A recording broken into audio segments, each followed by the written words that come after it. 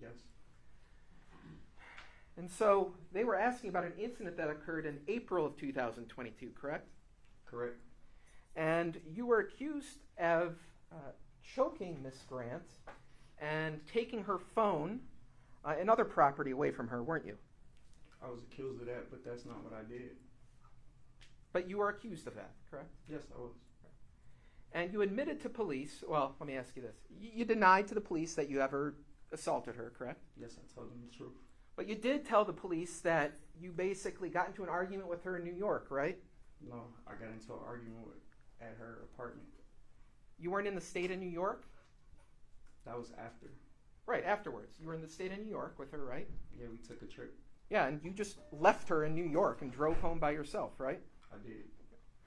Do you think that is hurtful to women? Emotionally. Just leaving somebody by themselves in New York, right? Yes. Right. And that was also that was after the incident where these argument over the phone took place, right? A verbal argument, yes. Right, and you were accused of using force to steal the phone from her, right? I was accused of that, yes.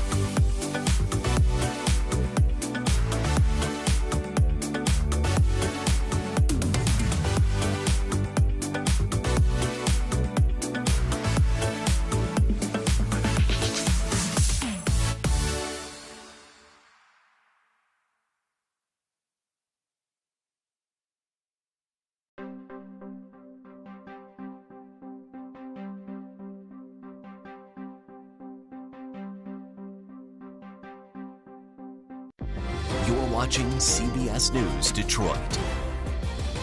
Welcome back to CBS News Detroit at noon. Moments ago, a water rescue in Houston as Beryl causes devastation across Texas. This video on your screen showed a man sitting on top of his pickup truck as the water comes up close to his windows. Now you can see crews drop down a life preserver, a task made challenging by high winds. That man eventually pulled there to the shore safely. Hurricane Beryl is punishing parts of Texas today after coming ashore between Galveston and Corpus Christi. And there are many fears that people did not evacuate in time. Omar Villafranca reports from Galveston. Hurricane Beryl's torrential rain quickly flooded streets in Houston. A few cars plowed through deep water and at least one had to be pushed. Fierce winds also battered Sugar Land, Texas, after Beryl made landfall as a Category 1 hurricane. Storm surge rose to about 7 feet in areas just west of Galveston Bay. For those of us that do live on the island, we're very well prepared in terms of the flooding. In Houston, the mayor urged residents to prepare. Our worst enemy is our complacency. We can't allow this storm to slip up on us. A disaster declaration has been issued for more than 100 Texas counties. As the state's lieutenant governor warned, the storm's path will impact communities inland in addition to along the coast. With potential. No. Okay, did you walk through the King homes? No, I walked by it, like near the street. And do you know what time that was when you walked by it? No. Okay. Did you have a stopwatch when you was walking back to, or a watch when you was walking back to your backpack? No. Okay. How many different times did you see security throughout the night at different locations? Several. Okay. Did you run from the security every time you saw them? Yes, I would run away or run and hide. Okay. And the reason you were hiding is because of what now? To avoid any confrontation. Okay.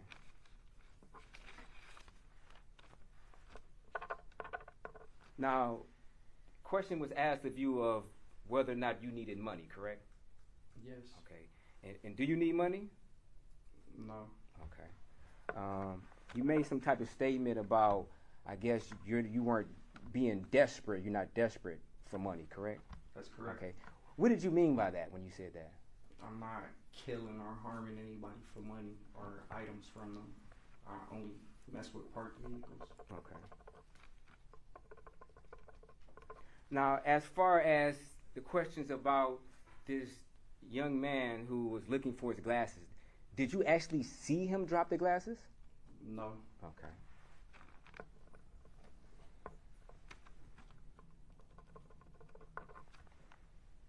And as far as you telling an officer, who did you tell that, what officer did you tell that you actually touched the body? I believe Chad Osmond. Okay. I don't know the last name per se. Okay, and was he a Detroit police officer as far as you know? Yes.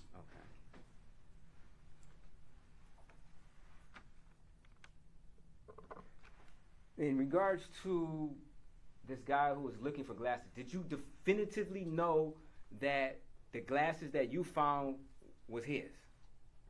Yes, because he was making a scene about it, like I lost my glasses, I ordered my glasses, yelling at the security of the club. Okay. Did he say like what color glasses they were? No, he didn't. Okay. So do you know 100% sure that the glasses that you picked up were his? Just from the scene, like of him saying all of that. Okay.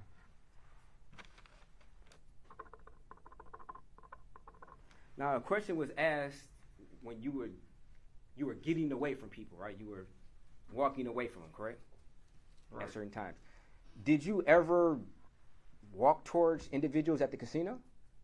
Yes, I did. Okay. And was there another route that you could have taken that was less populated? There were several. Okay. And why didn't you take those less populated areas or routes? Because I wasn't committing any crimes. I wasn't going into any more cars. Okay.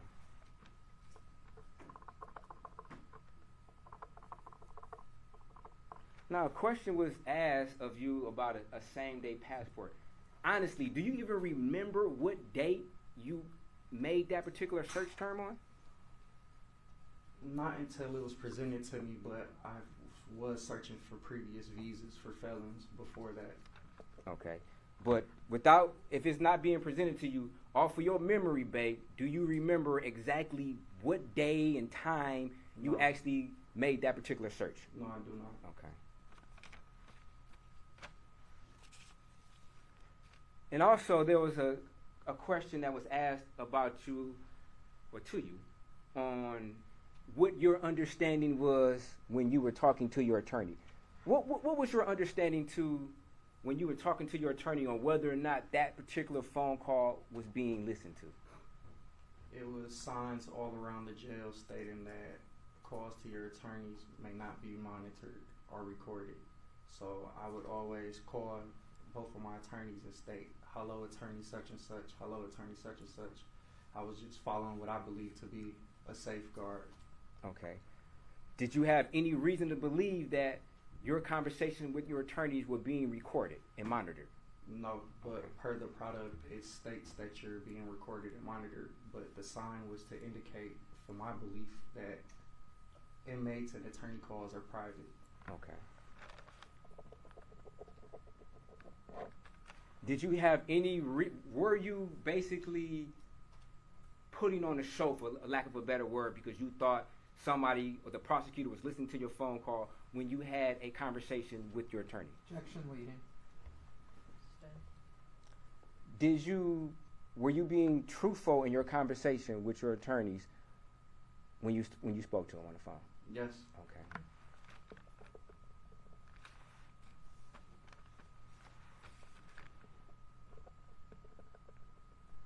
During your interview, were you shown pictures of you going, or video during your interview, were you shown pictures and or video of you going into the vehicle that you retrieved the white bag from? No, just still photos. Okay. Originally, did they tell you what date this was that this happened? No. Okay. Originally, when they asked you if you ran from security, did they tell you what area specifically they were asking about at first? No. Okay.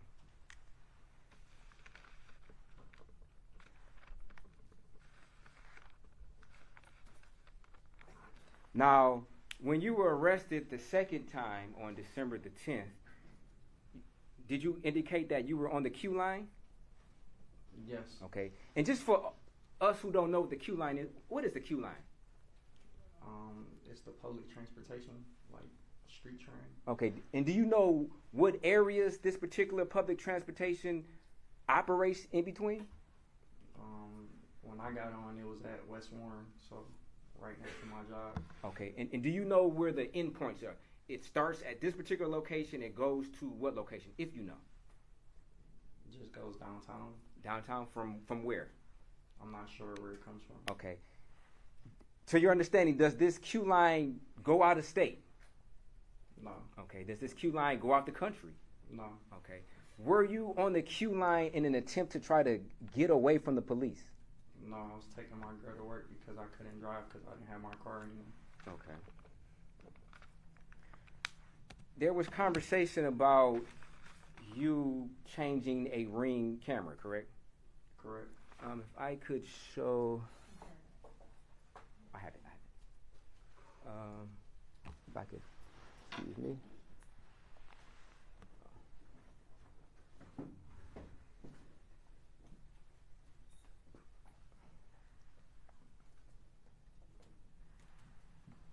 Thank you.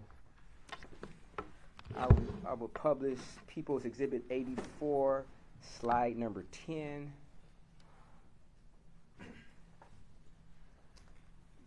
Now, Mr. Jackson Bolanos, can you tell us what is depicted in this particular picture? The Ring camera charges. Okay. Now, if we zoom in on this particular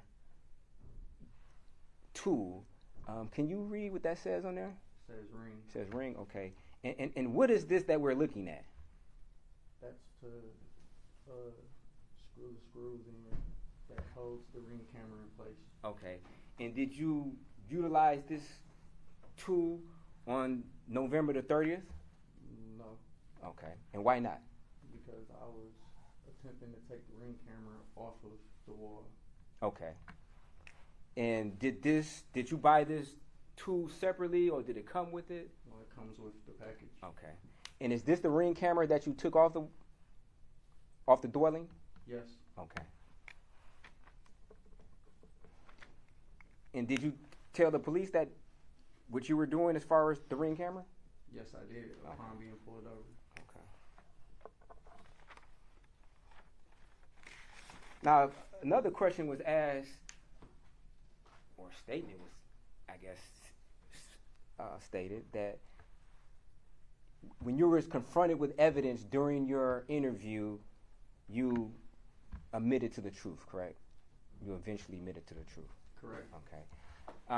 And you would agree, would you agree that there was a lot of evidence that was testified to or shown in this particular trial, correct? That's correct. Okay. And despite the insinuations from the prosecutor, well, I'm asking you a question. Did you kill Samantha Woll? No, Okay. I did not. Did you go inside of her apartment? I did not. Okay.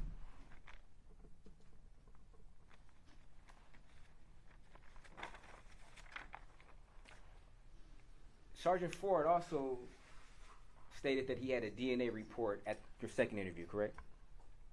That's correct. Okay. Did he ever, during that interview, did he indicate that he had found Samantha Woll's DNA on your wrist of your jacket? Yes, he did. Okay. And you've been sitting through this particular trial, correct? Yes.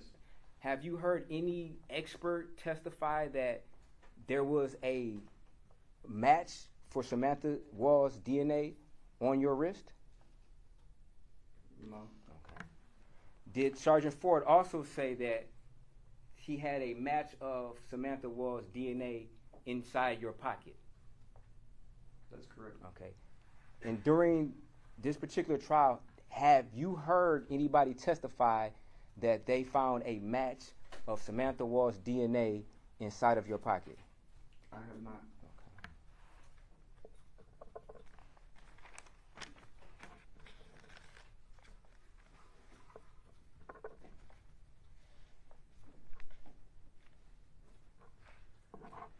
Did you see any video footage of you retrieving this backpack? I did not. Okay.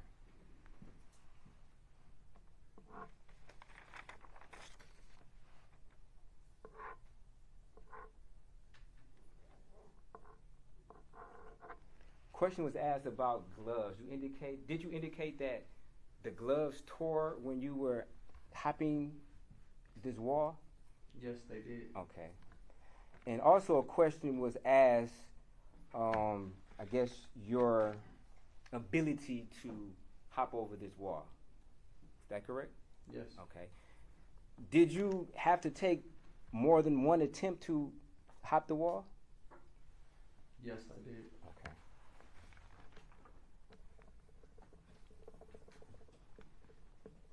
Now, in regards to questions about this 2011 incident where, how old were you at the time? 16. 16, okay. Did you harm anybody to take anybody's phone? Physically harm them? I did not. Okay. In regards to this incident in, I believe it was 2022, did you physically harm anybody? No, I took her phone and left her in another state. She Okay. told me she was going to call the police and say all these weird things. Okay. Did you have an opportunity to speak with the police? Yes, I did. Okay.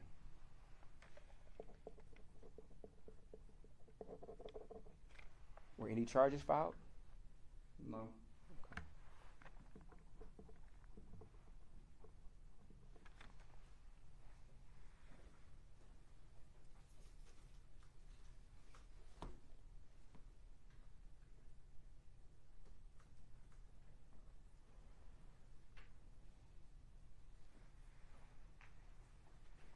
And these allegations that she stated from 2002, was that was it before or after you went to New York with her? 2002. 2022, I'm sorry, 2022. These were before. Okay. Like days before. Okay. And you stated you went to New York? Yeah, I drove us both to New York, to Niagara Falls. Okay. And then you stated that you left her, and then she said that she was going to make up these allegations about you? Yeah, because she was furious that I left her in New York. Okay.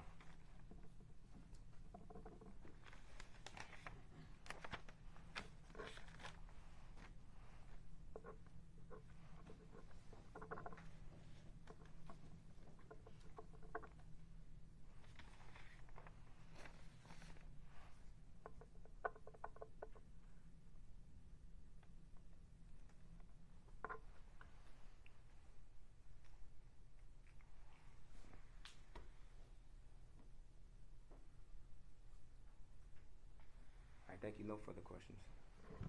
Cross? I don't have anything. Questions from the jury? Moving down, counsel approach.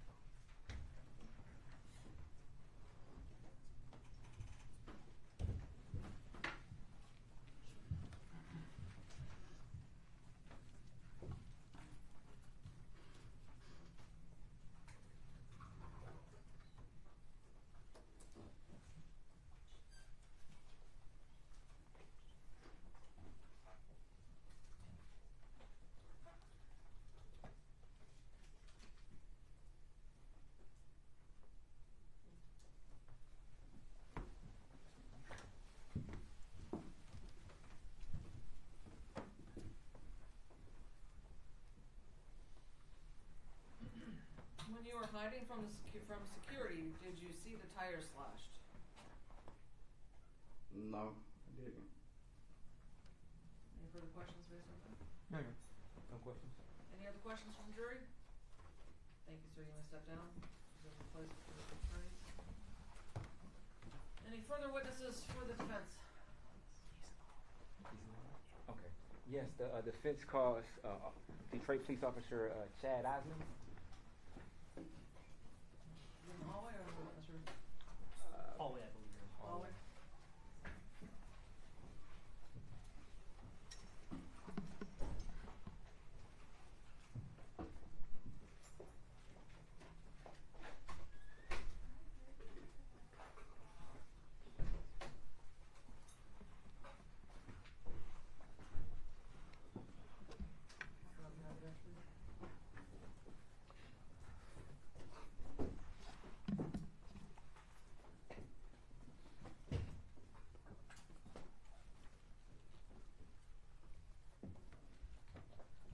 Swear or affirm to tell the truth, the whole truth, and nothing but the truth? Yes.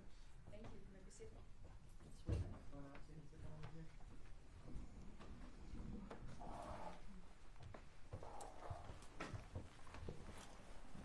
Hold the mic directly in front of you. Please state your name and spell it for the record.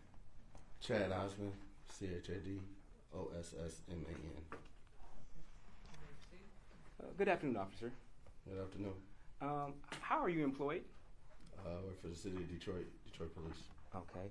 And were you working in that same capacity on December the 10th of 2023? Yes. Okay. Did you have an opportunity to escort Michael Jackson Bolanos from interrogation to the Detroit Detention Center? Yes. Okay. And just for the record, do you see Mr. Michael Jackson Bolanos in the courtroom? Yes. Okay, if you could point him out and say what he's wearing. He has an orange suit on. Okay, Your Honor, orange.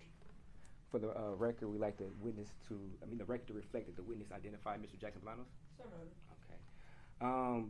During the course of this transportation, did Mr. Jackson Bolanos ever make any type of comment to you about him touching a body or coming across a young lady? No, he just kept saying that he was in the wrong place at the wrong time. Okay. Did he ever mention that he touched the body? Not to my knowledge, I don't remember. No. You don't remember that? No. Officer Osmond, you're under oath, correct? Yes. Okay. And me and yourself had a conversation, correct? Okay, so you're saying right now. Is that a yes, sir? Yes. Okay. Okay. Did you ever tell me recently that you remember that Mr. Jackson Bolanos said that he touched the body and he ran away from it when he came across the body? I don't remember because after I reviewed my body cam, I don't remember that. Okay, I'm not asking you about whether or not you reviewed your body cam. Did you ever make the statement to me that you remembered that Mr. Jackson Bolanos told you that he touched the body?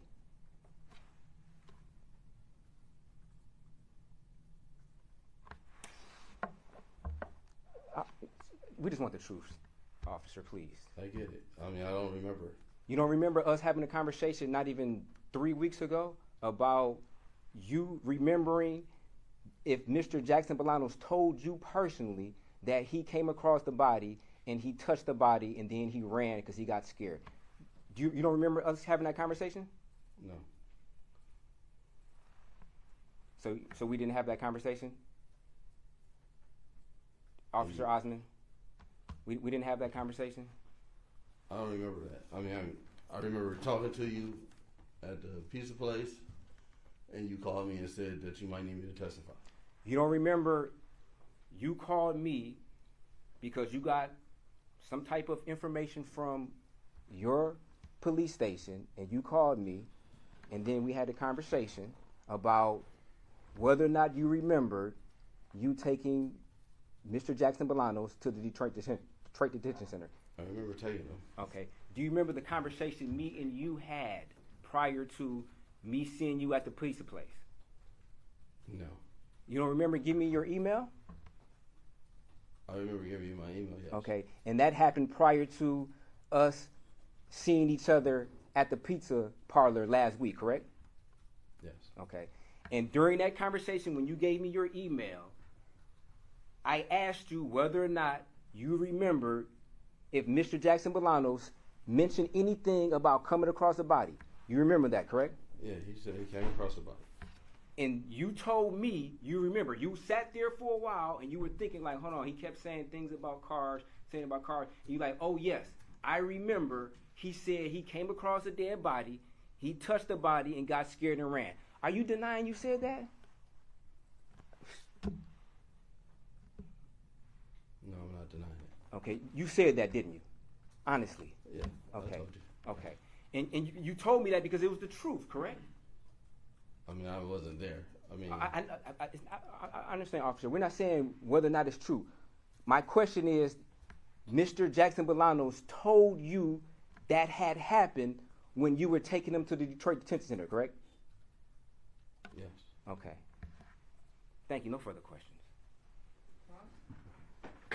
Sir, before you took the defendant to the Detroit Detention Center, you participated in his arrest. Is that correct? Yes. And at the time of the arrest, is it fair to say that you weren't aware of the circumstances of the case? Is that correct? Correct. But then after the arrest and after you got back from taking the defendant to the Detroit Detention Center, you became aware that this had to do with the Samantha Woll case, which was a highly publicized case, correct? Yes. And after that all happened, after you got back from the Detroit Detention Center with the defendant, you wrote a police report, correct? Yes. And you didn't put anything in your police report about any comments that the defendant allegedly made, correct? I don't know because I don't remember the police report. I don't remember. If you took a look at your, if you looked at your police report, would that refresh your Yes. recollection? May I approach, Your Honor? Anyway. The document that I'm holding, does that appear to be a copy of your police report?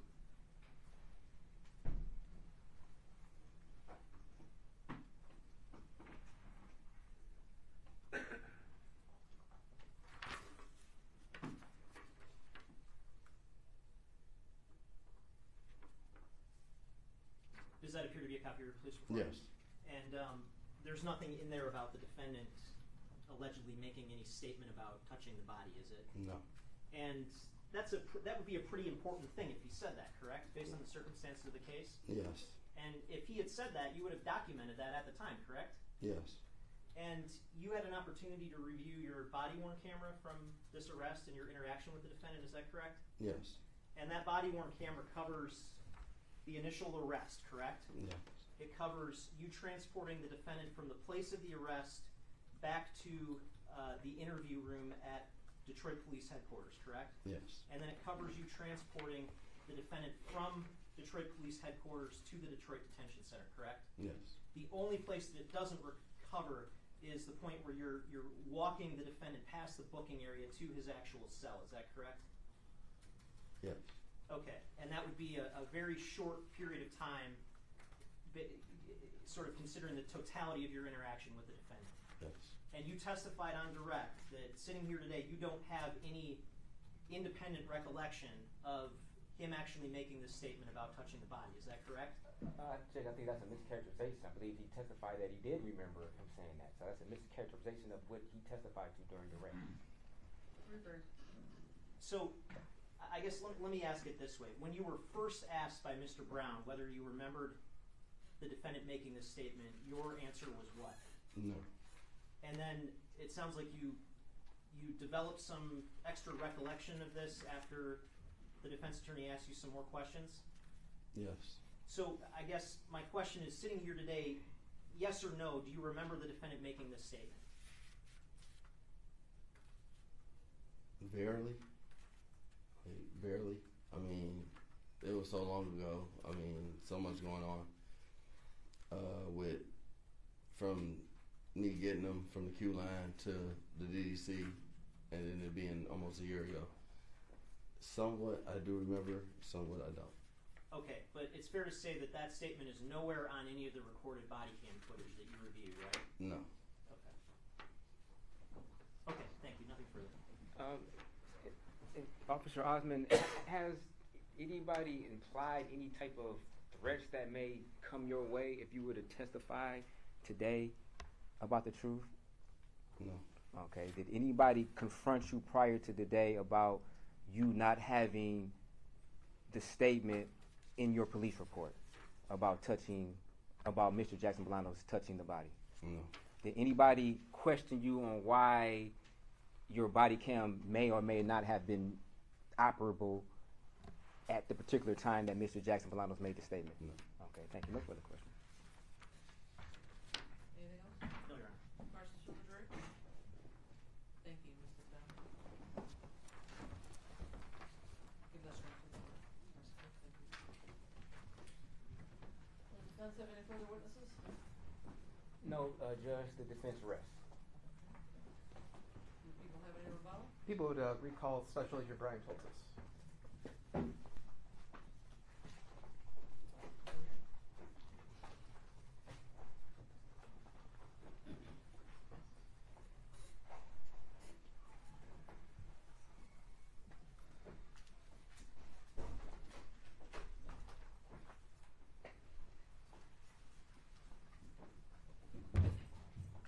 Do you swear or affirm to tell the truth, the whole truth, and nothing but the truth? Thank you. You may be seated.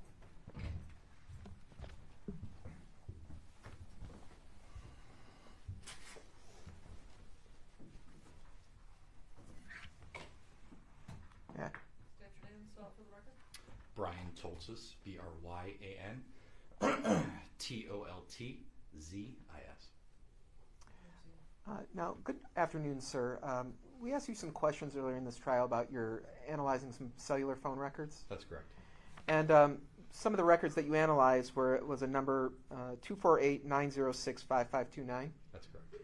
Now, have you had an opportunity to look at where that phone, using timing advance records, where that device may have been located later on October 21st of 2023 after 6 a.m. in the morning?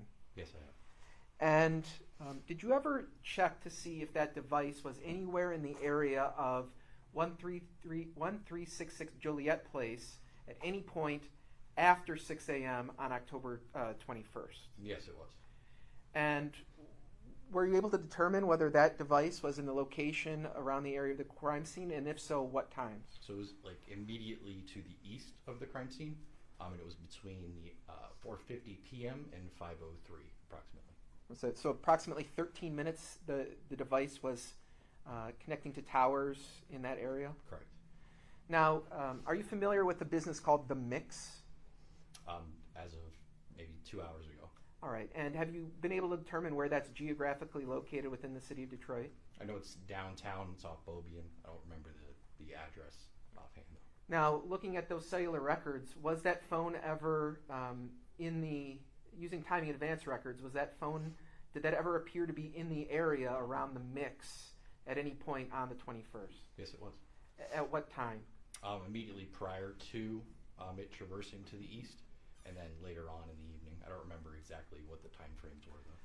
So I guess my question to you is, in terms of geographical locations from one another, is the area where the Mix is located separate and distinct from where 1366 Joliet Place is? Yes. All right, so you're able to determine that the phone is in the area of the Mix, separate and distinct from 1366 Joliet? Yes, I am. Okay.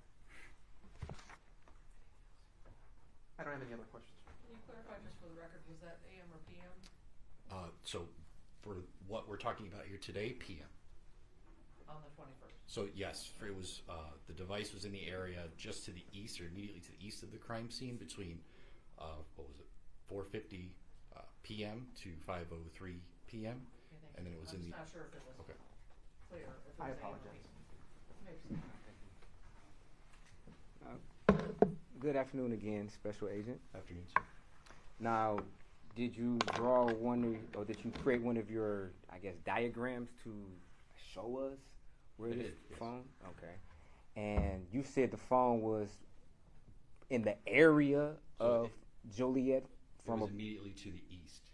Immediately to the east? Correct. Okay. If you could, I guess, illustrate on this map with a pointer. What is this thing? This is, I'm sorry, People's Exhibit 1.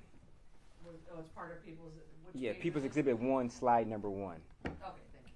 Let me see if I can just zoom out a little bit. If you could use that pointer behind you, Special Agent, and if you could point out just, I guess, the general area of where you stated that you located this particular device at. So I created a map. Can I just use the map that I used? No, you can use this exhibit. Yes, you can use it. Yes, you can use the exhibit. Thank you. Can you move the map that way? This way?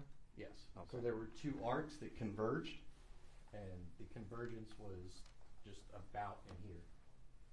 Okay. So would it be fair to say that the convergence 1366 Joliet was not inside that convergence, correct? That is correct. Okay. Thank you. No further questions.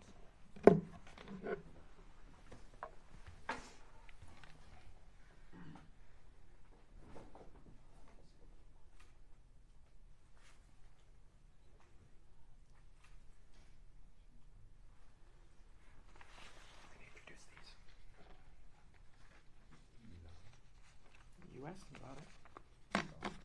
So, I'm going to move to introduce it. Just going to be approached?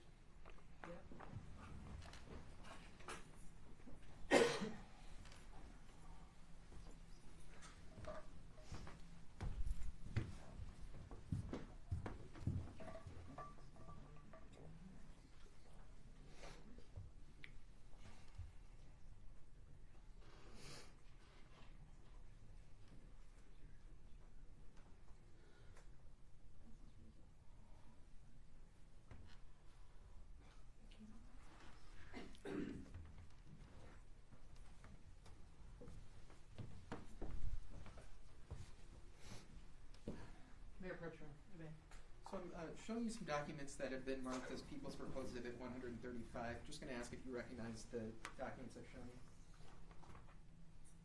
Yes. So this is the the map that I created. All right. So all the same. Do they have a No, we don't have a copy of this.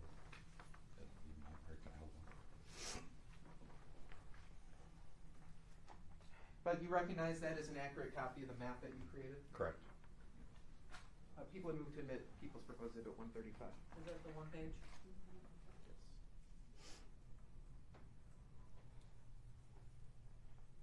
Was it admitted?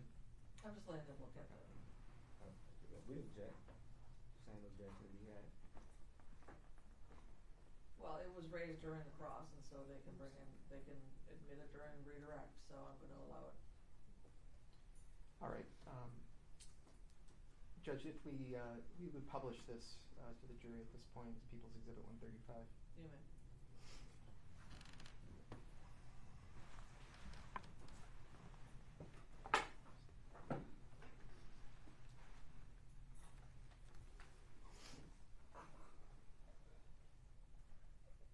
Judge, if we can approach just one more second. I'm sorry, just one more issue.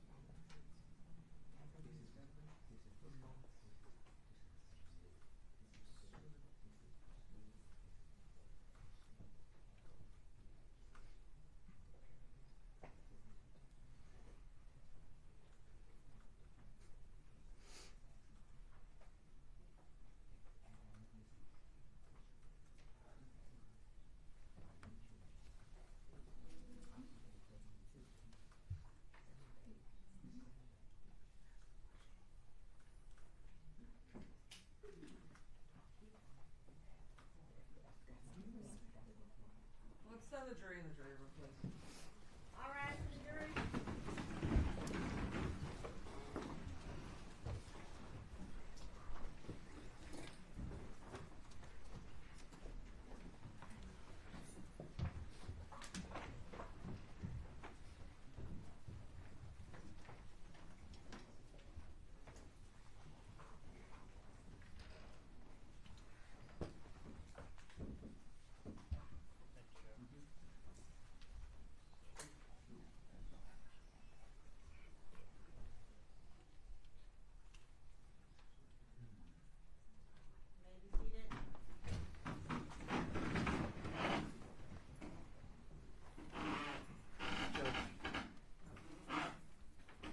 Document has been admitted in an exhibit.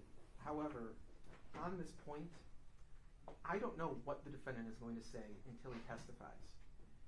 I've asked Agent Toltzis at this question. He gave me an answer before the court date today. When we show up for court, the defendant denies that he was ever in this area. I should be permitted to rebut that evidence. They've had these phone records for months. They had the full opportunity to look at every single tower hit for months. I was not even planning to introduce this demonstrative exhibit in my direct examination. I did not do it. He, again, specifically asked the question. He therefore opens the door for it. There's no basis for him to say, oh, well, I'm allowed to ask questions, but then the prosecutor can't bring in evidence while I'm asking the questions. This is simply rebuttal evidence. He asked whether he made a map for it. He said he did. He refused to allow Agent Toltzis to describe the map he created. So I'm seeking to admit it so that jurors can see the map that the defense attorney asked about. And he's sandbagging. He had his special agent Toltzis to prepare this as an exhibit.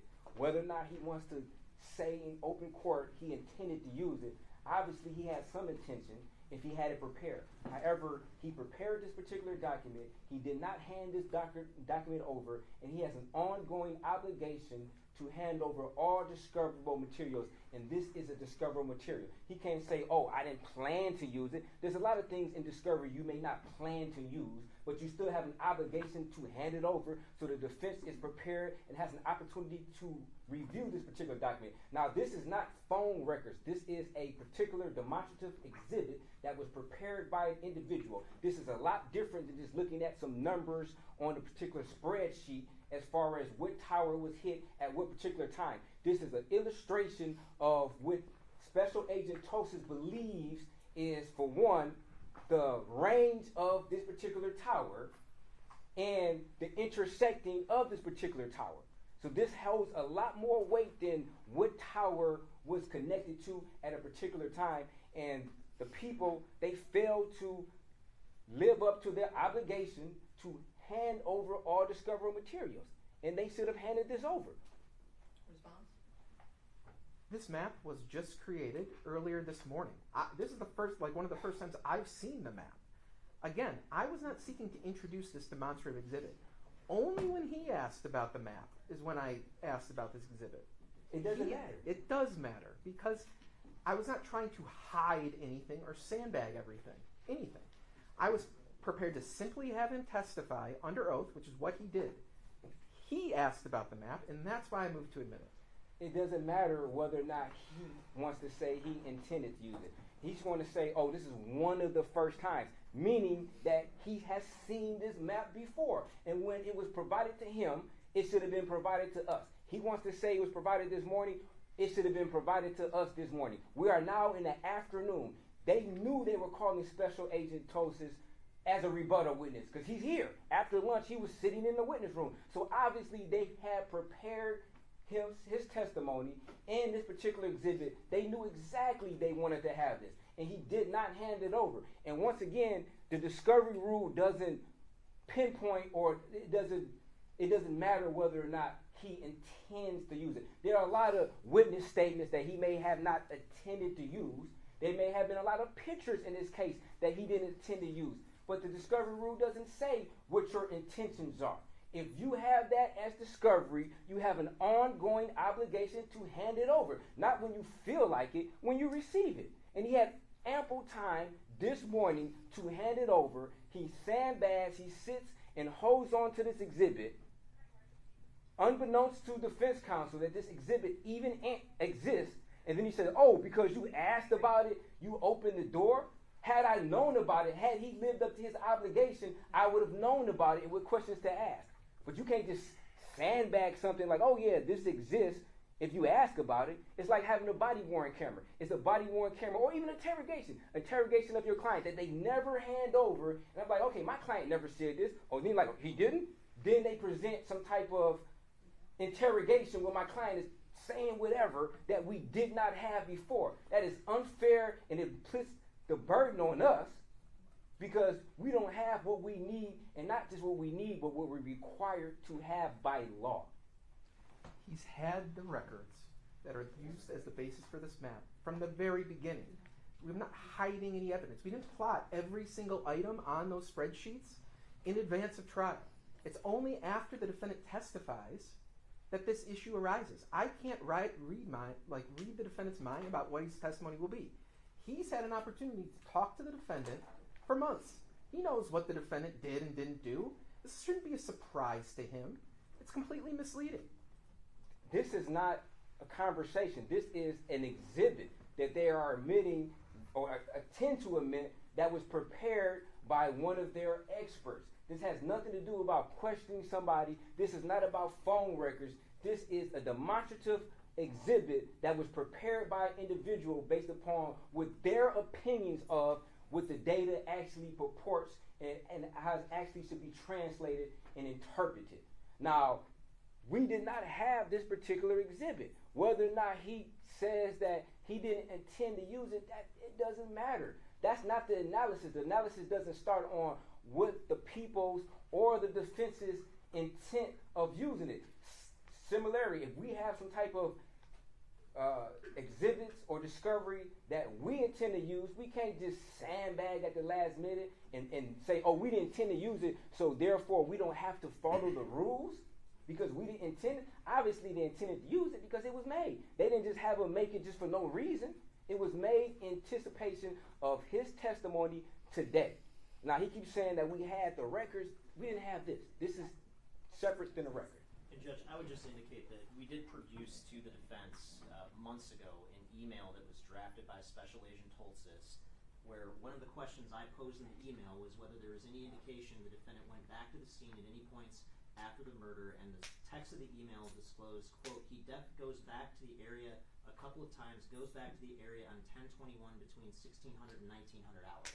So the idea that they were completely unaware of this, that this is catching them by surprise, is ludicrous because they literally had his opinion in the form of an email in the discovery in this case. So if they would like to present his email, they should be able to do that. But then to produce a map is completely different. They can put the email up. We had the email. They can put the email up. We didn't have the map. This is didn't have totally the map. different. Totally different. Yeah, you can only do one at a time, please. Well, they should be able to, if they would like to put the email up, since they're indicating that we had it, and we will admit we had the email, they can put the email up. But the map that they just made, that they never gave us, even when they just made it, whenever the just was, we didn't have it. We've never seen it. We never knew of its existence until this very moment. And then the email doesn't even correspond with what the map shows. The scene around the scene.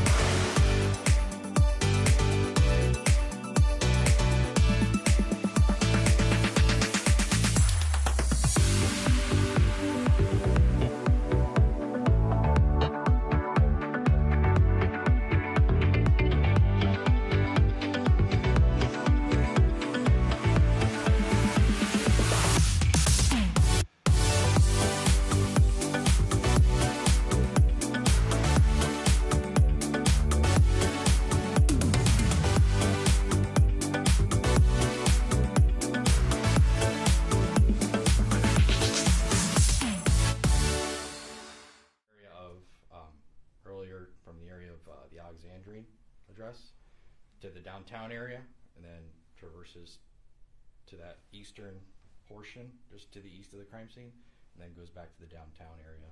And I mean, it was just asked upon me, so I didn't take a full look into the rest of the night.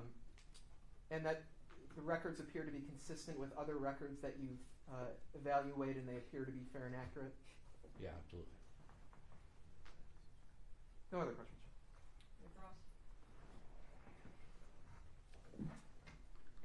So, Special Agent, just to be clear, the particular area that you stated that this phone was in, it didn't incorporate the address of 1366 Joliet, correct? It was just to the east, correct? It didn't incorporate the area of 1366 Joliet, correct? Correct, it was just to the east of it. Okay. And you stated that you, I guess, just got an assignment earlier today to, I guess, map out where the mix is? Oh, look where the mix Oh, was. look where the mix is. And you testified that you couldn't remember exactly where the mix was, correct? I don't know the numerical portion of the street address. I know it's downtown on Bovian, correct? Okay.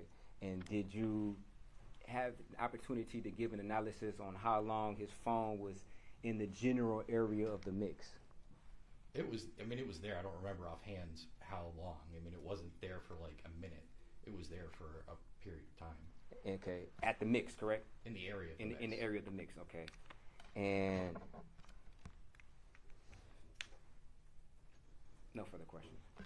No. Questions from the jury? Thank you, sir. You may step down. Thank you.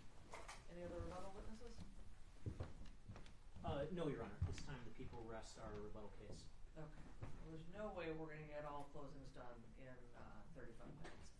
So we're going to break for the day. We're going to start at 8:45 promptly, and hopefully, well, we're going to go straight through until all the closings are done. We may not get to the instructions in the morning. We might have to do some instructions after lunch. But I don't want to break up people's arguments with a long break. So we'll do all of the arguments. If we can fit in the instructions as well, we'll try to before lunch, but depends that we've been in trial for a long time, so I know they have a lot to sum up for you. So we will endeavor to try to get all of it done in the morning, but we may have to put instructions after lunch, but we will get all the closings in. So everyone please be here promptly. Let's all start at 8:45 tomorrow, okay? So we can try to get all the closings in. All right, enjoy your evening. Don't talk about the case.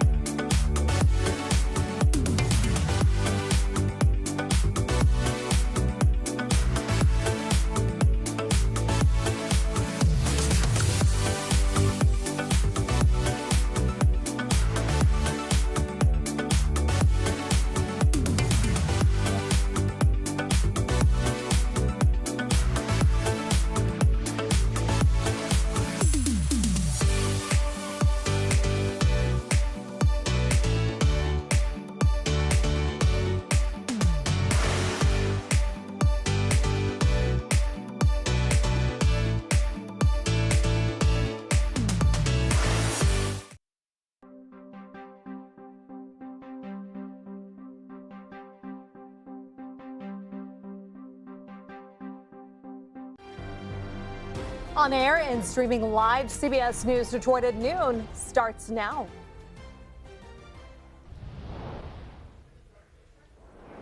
All right, thanks for joining us here on CBS News Detroit at noon. We are talking all things weather right now, so we're going to get to next weather forecaster Stacey DeFord. Right off the bat, some part of the country feeling Beryl now. Oh, yes. So it made landfall in Texas this morning, and they are definitely feel the effects, and we could feel the effects by the middle of the week. But let's talk about today and what we're going to be feeling today. Hot and humid. We do have a front moving into the area later on today, so we're expecting temperatures in the upper 80s for our highs. We are going to see much warmer temperatures for the afternoon and then Tuesday. As that front stalls over the area, we do have a chance of seeing some storms, some isolated showers and storms throughout the day on Tuesday into Tuesday night. And then Wednesday, heavy rain possible. And that is the effects from Beryl that we might be feeling. Now, taking a look at the radar here, you see not a lot of precipitation. Current conditions around the area, we're seeing temperatures in the 80s already and some cloud cover out there, 83 in Howell and Ann Arbor, 84 in Detroit, 82 in Mount Clemens. Still lots of sunshine in Ann Arbor at 83 degrees. And over the next couple of hours, we're going to see those temperatures rising up through the 80s. We're going to see mostly sunny skies for the next couple of hours, but then as that front moves towards us, we're going to see those clouds start to move into the area. And then overnight tonight, going to see those temperatures dropping back down into the upper 60s, even right around 70 for Detroit and Mount Clemens. Now coming up, we are going to talk about a chance of showers and storms for Tuesday and the rain we might see from Beryl throughout the day on Wednesday. Stacey, thank you. Now to an urgent advisory in Washtenaw County. There's a do not drink the water notice right now for those living in Sylvan Township. The sheriff's office says an incident happened at the Sylvan Township water treatment plant and that bottled water needs to be used for drinking and cooking, brushing teeth, preparing food, making ice, and giving water to your pets. 2 people are dead, 19 others hurt after a mass shooting at a Detroit block party over the weekend. Now the Detroit Police Department is taking steps to stop the violence. Our Lauren Winfrey is joining us live on your block in Detroit at the police headquarters with the latest on that investigation. Lauren. Yeah, Rochelle.